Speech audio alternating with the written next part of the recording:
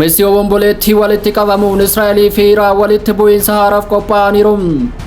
Wallabdeen Israa'elii fi Iraan gidduu jiru ammas sadarkaa boba'aa irra jira.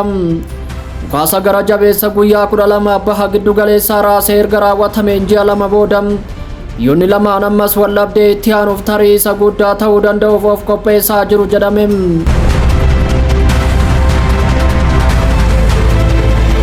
Mootummoonni Awurooppaa haga dhumaa gayyaatti waliigalteerra yoon gahamne qoqqobbii dhaabbata mootummoota gamtoomanii Iraan irratti deebisanii akka kaan akeekkachiisaniiru. Iraan gama isheen qoqqobbiin kun deebi'ee kan kaamu yoo ta'e guutumaa guutuutti waliigaltee nukilaraa keessaa akka baatu beeksiste. Odeeffannoowwan kana hunda isaanii bal'inaan kan isiniin geenyu ta'a.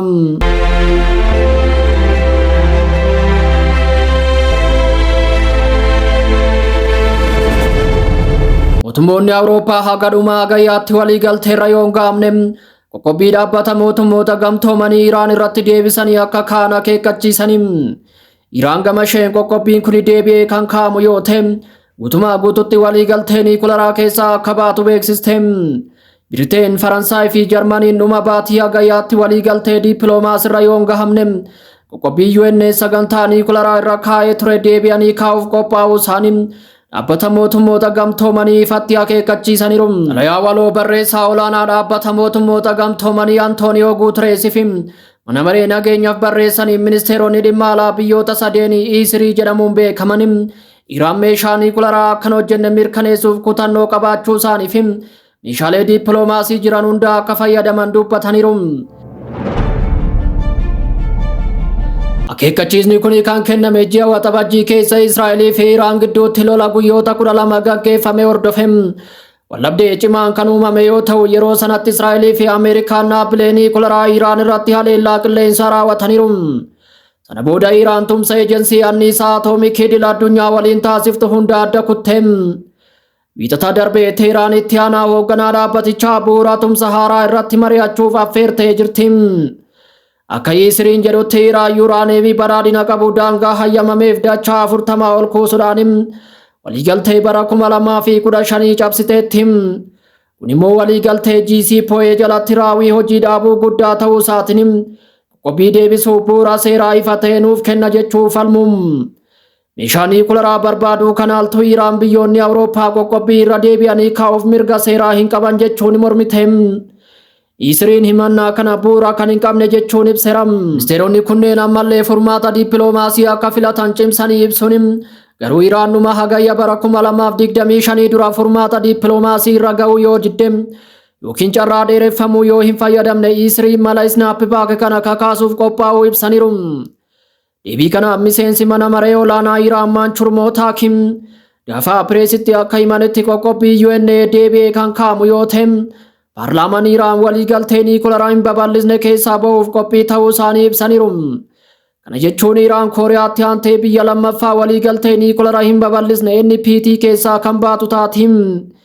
Iraan sagantaan nukilaraa ishee nagaa ta'uu cimsitee kan ibsitu yoo ta'u Isiriin qoqqobbii isnaappibaak kaasuuf mirga seeraa hin qabu jechuun ibsiteetti.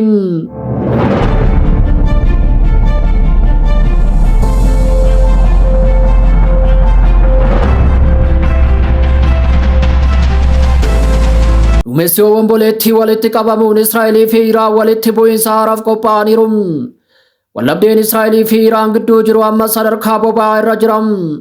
Dhukaasa gara jabeessa guyyaa 12 baha giddu galeessaa raasee erga raawwatamee ji'a 2 booda biyyoonni lamaan ammas wallabdee itti aanuuf tarii isa guddaa ta'uu danda'uuf of qopheessaniiru. Ji'a waxabajjii keessa Israa'el Iraan keessa gadi fageenyaan haleellaa ajaa'ibaa kan raawwatte yoo ta'u ajajoota waraanaa olaanoo saayintistoota nukilaraa olaanoo fi namoota dhibbaan lakkaa'aman ajjeeste. Deebiin Iraan saffisaa fi lubbuu namaa galaafate Israa'el harka kennachiise. Dambaliin misaa'ilota ballistikii samii keessa cicciruun magaalotaa fi dhaabbilee waraanaa Israa'el daaresse.